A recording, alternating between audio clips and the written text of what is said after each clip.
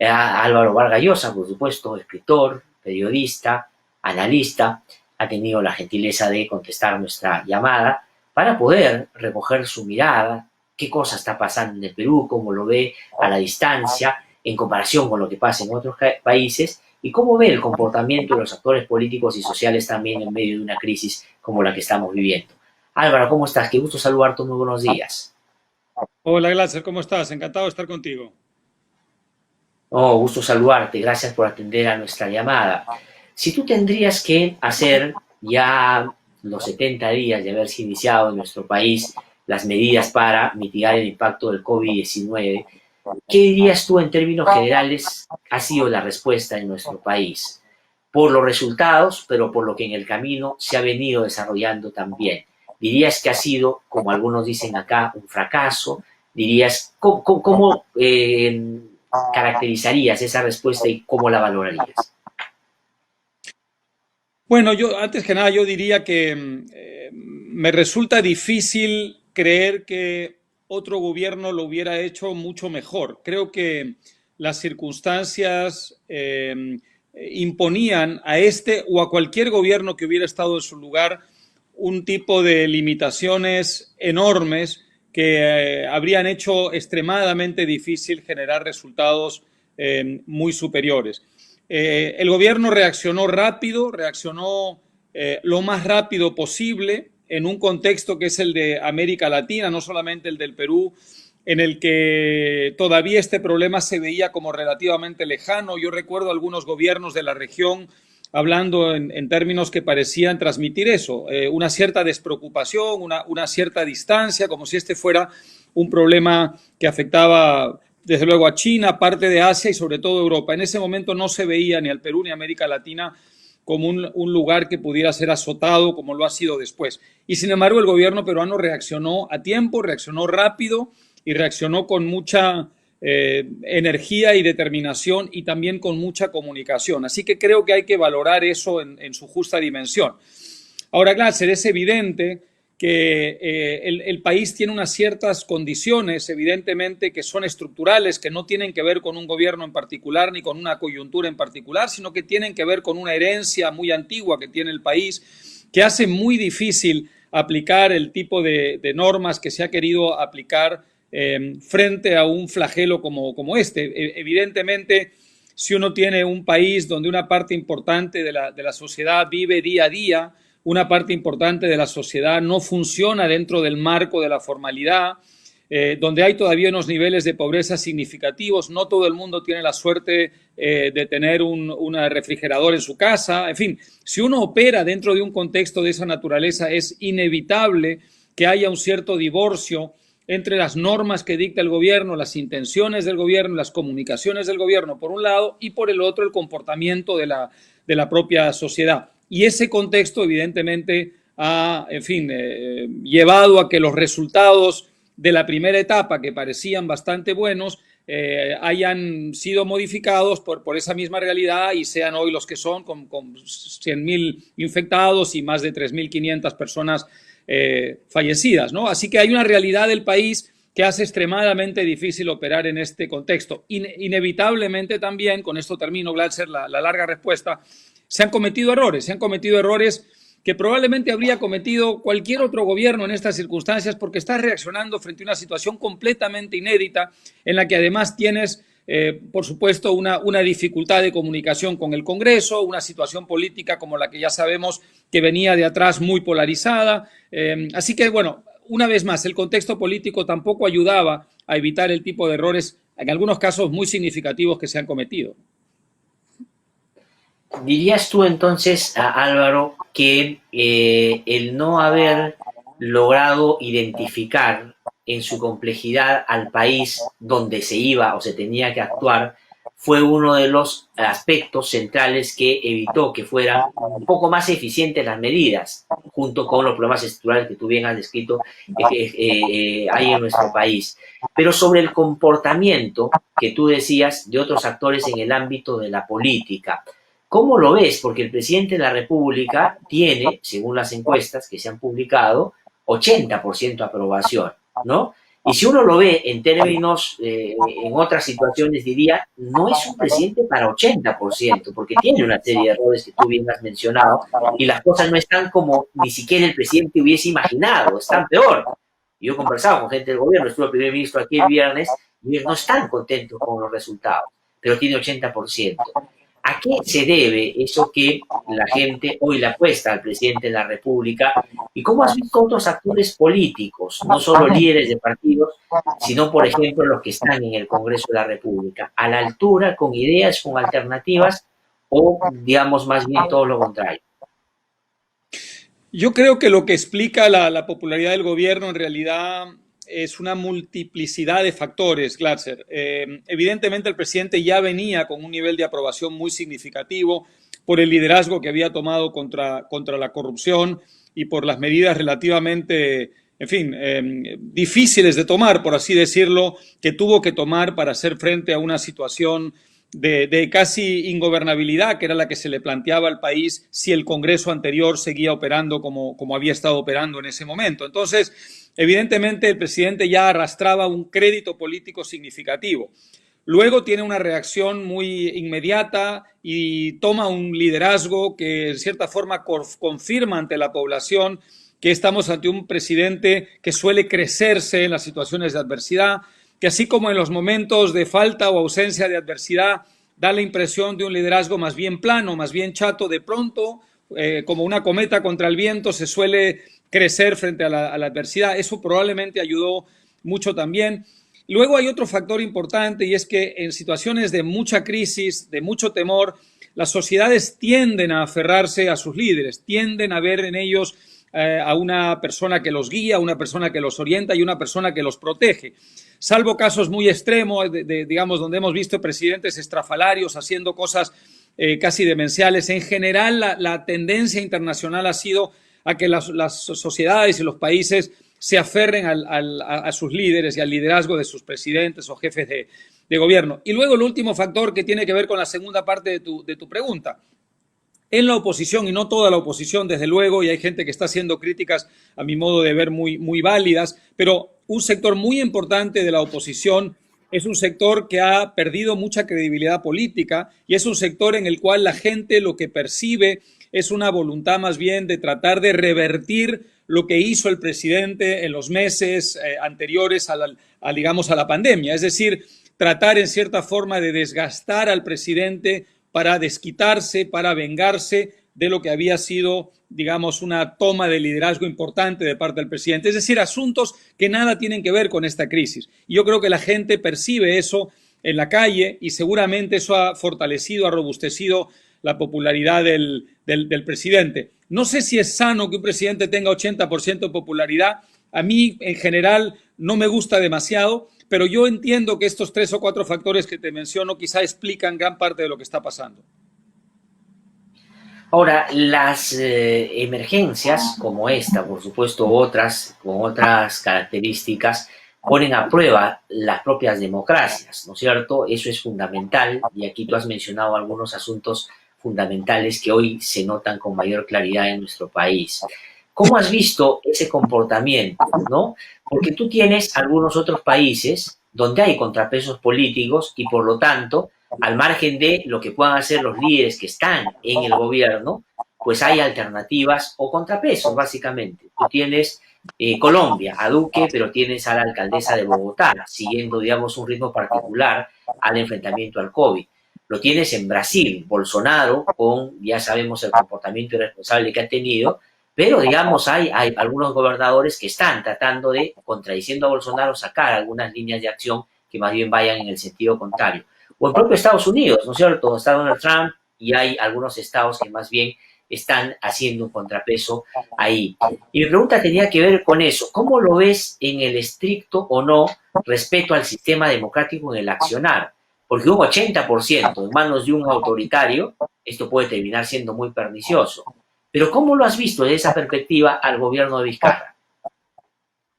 No, sería completamente absurdo acusar al presidente Vizcarra de autoritario o de tratar de, digamos, utilizar la coyuntura de la pandemia para fortalecer su poder personal en desmedro de la democracia y de las instituciones del Estado de Derecho. Eso no tiene ningún sentido, no tiene pies ni cabeza.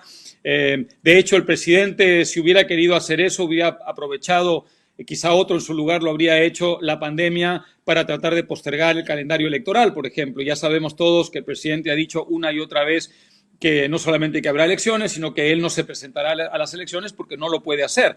Eso a mí me parece que en cierta forma, digamos, marca o preside lo que es su accionar desde el punto de vista del estricto cumplimiento de la Constitución. Así que sí hay que hacerle críticas al gobierno y sin duda que hay que hacerle algunas críticas importantes. No son esas, no tiene que ver con la naturaleza, digamos, de la presidencia frente al régimen democrático.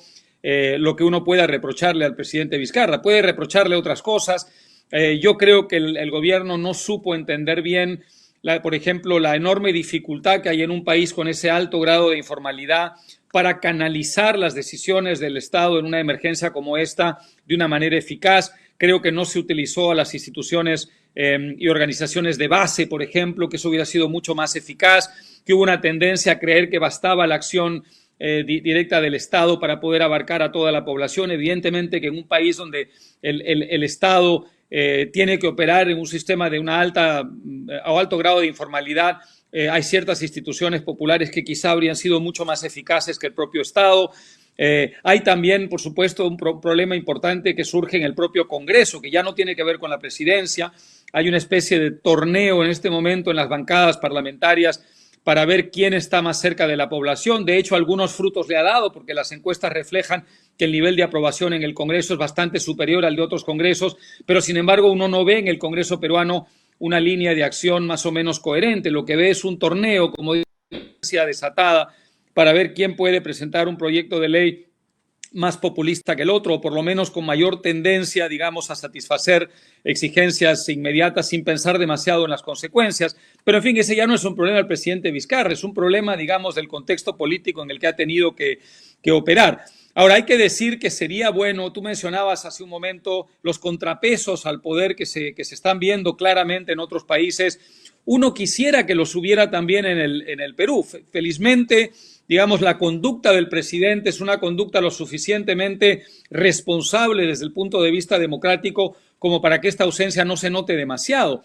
Pero si nosotros sustituimos al presidente Vizcarra, digamos, hipotéticamente por otro tipo de mandatario con mucha más tendencia a la concentración de poder autoritario, la dificultad que habría hoy día para hacer contrapeso sería muy grande y se notaría muchísimo, ¿no? En el Perú no tenemos ni remotamente desde las provincias, los gobernadores no tienen el nivel de capacidad de contrapeso que sí han tenido los estados en Brasil o que tiene, por supuesto, el sistema federal de Estados Unidos, ni hablar. Es decir, hay en el Perú una ausencia estructural de contrapesos en este momento que felizmente no se ha notado demasiado por la conducta responsable desde el punto de vista democrático del presidente, pero que sí es un tema de mediano plazo de una enorme urgencia para el Perú, ¿no? Ahora, y si tú te proyectaras en el tiempo, había cuenta que el propio presidente, y lo has dicho bien, ha mantenido el calendario electoral y va a haber elecciones el próximo año, como tiene que haber, por supuesto, así manda la Constitución. ¿Qué adviertes va a pasar en ese escenario? Porque si bien es cierto, un presidente responsable con alta popularidad no es o significa el mismo riesgo que uno que no lo sea, que sea más bien irresponsable o autoritario, que tenga ese carácter. ¿Qué cosa ves de cara al 21? Que podría eso que Vizcarra está capitalizando terminar en manos autoritarias y llevarnos a un escenario donde ya no estemos discutiendo errores, sino desvaríos, digamos, antidemocráticos? Claro, amenazas directamente a la democracia, ¿no? Claro que sí, Blas, por supuesto que sí, hay ese riesgo. Hay en estos momentos primero una atomización política muy grande, y eso tiene que ver lógicamente con la ausencia de estructuras de partidos suficientemente sólidas. Por otro lado, hay una crisis de liderazgo enorme cuando se insinúa, digamos, que algún partido con cierta historia, por ejemplo, Acción Popular, empieza a consolidarse como una opción significativa para mucha gente, por lo menos como marca de partido. De pronto vemos lo que hemos visto en Acción Popular desde que salieron como primera fuerza en el Congreso, y es un liderazgo enormemente mediocre, una enorme incapacidad para establecer una línea de acción coherente y además unos problemas internos digamos, disputas y rencillas y apetitos de poder que opacan cualquier otra cosa que pudieran estar haciendo. No estoy poniendo solo ese ejemplo como botón de muestra, pero hay muchos otros. Es decir, no hay entre las agrupaciones que están representadas en el Congreso en este momento, agrupaciones, organizaciones o partidos que le den a la población la confianza en que algo se está estructurando a futuro. ¿Qué es lo que solemos ver cuando hay encuestas presidenciales? Figuras individuales, Glasser, sin una estructura detrás, sin un plan coherente, sin un equipo de gobierno potencial. Vemos figuras que de pronto provocan simpatía, figuras que por alguna gestión menor, digamos, han logrado una proyección, y todo eso es fantástico y en una democracia además es absolutamente legítimo. Pero si lo que estamos planteándonos es, digamos, qué va a ocurrir después del presidente Vizcarra, qué va a pasar con el Perú en los próximos 6 años, es decir, dentro de un año, los próximos 5 años, la situación, digamos, invita muchísimo al pesimismo o por lo menos a la preocupación por las características de lo que estoy diciendo, ¿no? Mi esperanza y la de mucha gente cuando se produjeron las recientes elecciones legislativas era que entre las 3 o 4 bancadas más importantes, las primeras, que no estaban mal dispuestas hacia el Ejecutivo, independientemente de que mantuvieran una posición perfectamente independiente e incluso crítica, se creara una coordinación y una coherencia de manera que se lograran 2 cosas. Por un lado, evidentemente, marginar o atajar a los autoritarios, a los golpistas o a los nostálgicos de la época no democrática, y por el otro lado, darle al Perú, digamos, desde el Congreso, una cierta dirección, una cierta conducción, sin, digamos, interferir con lo que es la labor del Ejecutivo, pero por lo menos transmitiendo desde el Congreso algo muy distinto a lo que había ocurrido en congresos anteriores y también demostrando que las agrupaciones políticas habían aprendido la lección, de manera que en las próximas elecciones presidenciales podíamos confiar en que tendríamos organizaciones, digamos, con un nivel de responsabilidad y de capacidad orientadora de la población muy superior al del pasado. Te mentiría si te dijera, Glasser, que yo estoy viendo eso ahora. Veo exactamente lo contrario y eso preocupa, ¿no? Ahora, eso trasladado ya no solo en el comportamiento de los liderazgos frente a la corrupción por encubrimiento, por participación directa, que han avergonzado al país, y el Congreso anterior, claramente, cuando fue disuelto, esa acción fue muy aplaudida por la población, pero también por la corrupción misma. ¿Cómo explicas, por ejemplo, que en medio de esta situación tan dramática que da cuenta de muertes diarias en nuestro país y del abandono y los problemas estructurales que tú bien has reseñado al comienzo, haya casos de corrupción tan severos? Es decir, hace unas semanas estábamos discutiendo el caso Lavallato y las dimensiones de la corrupción de ese episodio. Antes estuvimos en la época de Fujimori hablando sobre cómo esto se convirtió casi en una política del gobierno. ¿Por qué ahora hay corrupción? ¿Qué hace que se siga produciendo inclusive con esos antecedentes tan cercanos y en medio de un drama como este? Yo creo que hay muchos problemas, Glasser. Uno de ellos tiene que ver con que el país todavía no tiene mecanismos, digamos, consolidados para hacerle frente. En cierta forma, entre las muchas tragedias que ha provocado, está provocando y seguramente seguirá provocando esta pandemia en el Perú, hay una más, y es que precisamente ese proceso, digamos, anticorrupción que había avanzado mucho, que había logrado una importante credibilidad y soporte popular y por tanto legitimidad social en el país, se ha en cierta forma interrumpido, no porque la gente que está a cargo de ese proceso haya dejado de hacer su trabajo, no, estoy seguro que están llevando a cabo sus labores dentro de las limitaciones de la situación, sino porque desde el punto de vista, digamos, de la imagen, del punto de vista de la proyección ante el resto de la sociedad, evidentemente se ha interrumpido. Y eso significa que, en cierta forma, un sector, digamos, que de otro modo se habría visto inhibido, se habría probablemente sentido amenazado, está viendo oportunidades, está viendo la posibilidad de actuar con cierta impunidad o por lo menos de que haya muchas más dificultades para atajar, prevenir o eventualmente castigar actos de corrupción. Así que evidentemente no ha ayudado para nada, pero yo tengo la firme esperanza en vista de lo que ya hemos visto, digamos, antes de la pandemia, de que una vez superada esta crisis, el proceso anticorrupción vuelva a la carga más fuerte que nunca, porque si algo había hecho bien el Perú en los últimos tiempos era eso, Glatz. Es decir, así como en el otro lado de la balanza había, hay y habrá muchas cosas que objetar y lamentar en el Perú, ese era un proceso que se había ganado la admiración de gran parte de la población y también de la comunidad internacional, y se veía con mucha simpatía. Evidentemente no ha ayudado en esta coyuntura el hecho de que las circunstancias hayan opacado un poco ese proceso anticorrupción. Seguramente ese es uno de muchos otros factores que está alentando hechos de corrupción en estos momentos, aunque no tengan evidentemente la dimensión de los procesos de corrupción anteriores, ¿no?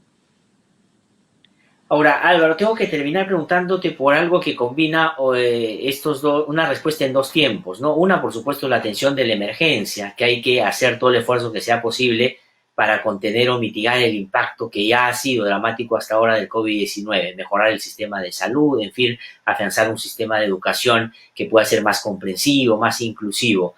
Pero tú ves al presidente de la República y a su gobierno con este ánimo que algunos llamaron reformista cuando canalizó democráticamente la lucha contra la corrupción tanto en la política como en la justicia, y que tanto rédito político le dio, dicho sea de paso, a través del referéndum. ¿Lo ves dando ese paso o lo ves con esfuerzo, administrando el momento, saliendo lo mejor posible, pero sin tiempo y sin fuerza y sin voluntad para afrontar con esa legitimidad que tiene un proceso, ojalá auspicioso, una reforma democrática del Estado? Con franqueza lo veo sumamente difícil, Glatzer. Yo creo que el presidente está muy alarmado por la situación. Evidentemente, cuando se tienen en el país 100.000 personas infectadas, que probablemente sean muchas más, evidentemente la capacidad de testeo, aunque ha mejorado mucho y es significativa, no es suficiente todavía para que nos hagamos un cuadro muy cabal del número de personas que están contagiadas. Sus prioridades son claramente gestionar la emergencia, y creo que de algún modo eso está concentrando todos sus esfuerzos, toda su capacidad de liderazgo en desmedro de una, en fin, ambiciosa reforma como la que es necesaria y como la que urge en el país, a lo cual se suma evidentemente el tremendo problema económico, aunque ya se han establecido unos calendarios de aquí a agosto para ir paulatinamente abriendo ciertas actividades. Es evidente que el golpe económico es muy grande. Y yo espero que se pueda, digamos, tener una conciencia cabal en el gobierno de la absoluta urgencia, sin poner en peligro a la sociedad desde el punto de vista sanitario, de ir avanzando lo más posible con la recuperación de la actividad económica, porque de otro modo va a terminar ocurriendo una cosa tremenda, Glatzer, y es que algo que iba bien en el Perú, que era el manejo fiscal, se va a terminar desequilibrando por completo, y el Estado no va a tener los recursos necesarios para poder suplir toda la actividad privada, que es fundamental para que se produzca una recuperación, ¿no? Pero en cualquier caso, esta dinámica y este proceso evidentemente están, digamos, acaparando toda la atención, toda la concentración del Poder Ejecutivo, y yo veo extremadamente difícil que se pueda proceder a un proceso de reformas, para no mencionar que además ese proceso en gran parte de los casos tendría que pasar por un Congreso en el que, como te decía anteriormente, yo no veo una línea de acción más coordinada. Lo que veo es un enorme caos, digamos, atomización y una competencia de popularidad que no beneficia en nada ese urgente proceso de reformas. Totalmente de acuerdo. Álvaro, muchísimas gracias por habernos atendido. Siempre es un gusto tenerte en el programa. Vamos a tener la posibilidad seguramente de seguir conversando. Y por lo pronto, claro, hay que seguir en esta brega de tratar de no solo apoyar las acciones que sean necesarias para que pase la urgencia, sino pisar un debate más profundo sobre ese nuevo momento, también eso que algunos han llamado esa nueva convivencia, sobre la cual en otro momento más en extenso hablaremos de cómo tendría que ser. Muchísimas gracias, muy amable. Muchas gracias a ti y hasta pronto, Glatzer.